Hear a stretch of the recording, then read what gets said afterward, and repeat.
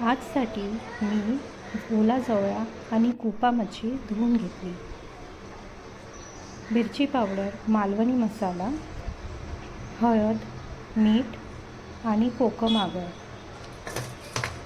हे आपण मच्छीला लावून घेऊया.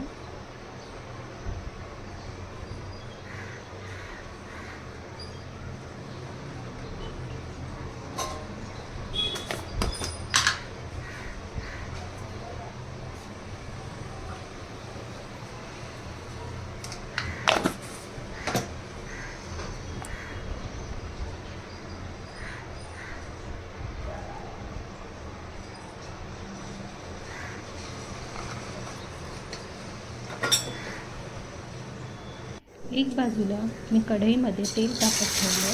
त्यामध्ये अद्रक लसूणची पेस्ट चांगली परतवून घेऊया, त्याचा कच्चेपणा जाऊपर्यंत. मग मिरची आणि कापलेला कांदा थोडा जास्त लागेल या रेसिपीसाठी.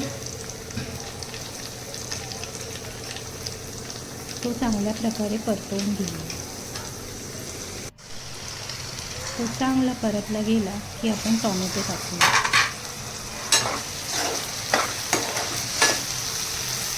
टोमॅटोही चांगला परतला गेला की त्यामध्ये आपली कोल्हापुरी चटणी, मालवणी मसाला आणि हळद टाकूया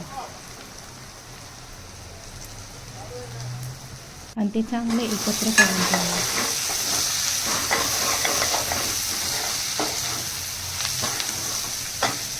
आता त्याला चांगलं तेल सुटेपर्यंत आपण परतवून घेऊया.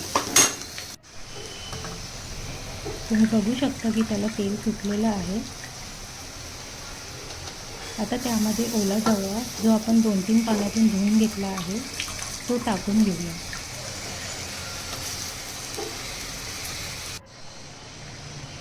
आता तो चांगला परतवून घेऊन त्यामध्ये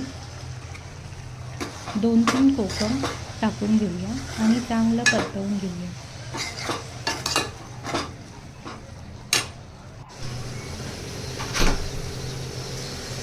दहा मिनटं चांगलं झाकून शिजवल्यानंतर कोथिंबीर टाकून ही आपली ओल्या जवळ्याची भाजी तयार आहे.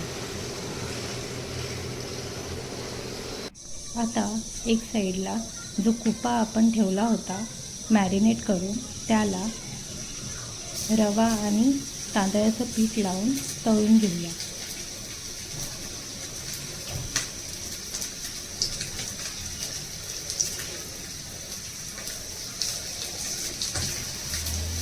चांगलं खरपूस दोन्ही बाजूने 2-3 वेळा पलटून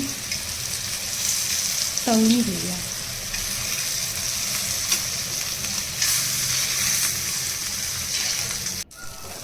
तुम्ही बघू शकता की ते चांगलं तळलं गेलं आहे. हे पहा, आजचे आमचे मेजवानी तयार आहे. या जेवायला.